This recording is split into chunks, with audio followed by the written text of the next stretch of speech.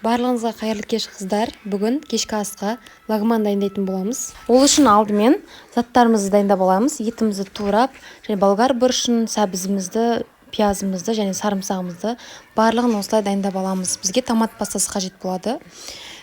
Қызған майға етімізді салып, кішкене қуырып аламыз. Қуырылғанша біз турап дайындаймыз. Сәбізімізді бірінші осылай төртбұрышты етіп кубиктап турап аламыз. Және пиязымызды да, болгар бұрышымызды да барлығын осылай турап аламыз.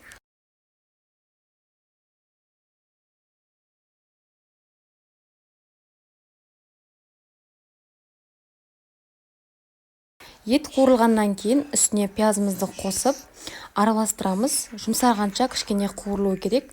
Оған дейін картопымызды да кубиктап турап аламыз.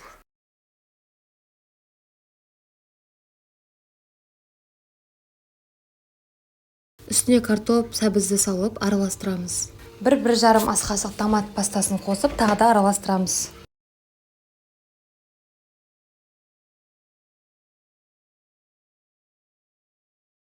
Ұсақтап турап қойған сарымсағымызды қосамыз. Менде осындай мұздатқышта сақталған болгар бұрышын қосамыз.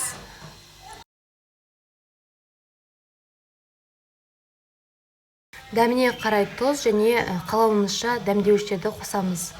Қайнап тұрған ыстық су құйғандарыңыз жақсы. Суымызды құйып, бетін жауып, піскенше 30 минут көлемде пісіреміз. Оған дейін біз қазір спагеттиді дайындайтын боламыз. Біз енді лагманның спагеттиін дайындаймыз.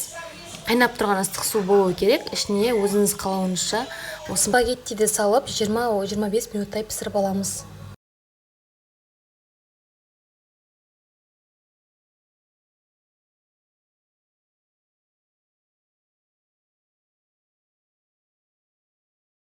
Піскеннен кейін осылай сүзіп аламыз. Бірден салқын суға салсаңыз да болады, жабысып қалмас үшін.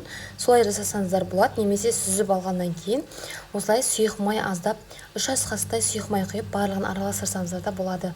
Сол кезде жабыспай бөлек-бөлек болып тұратын болады.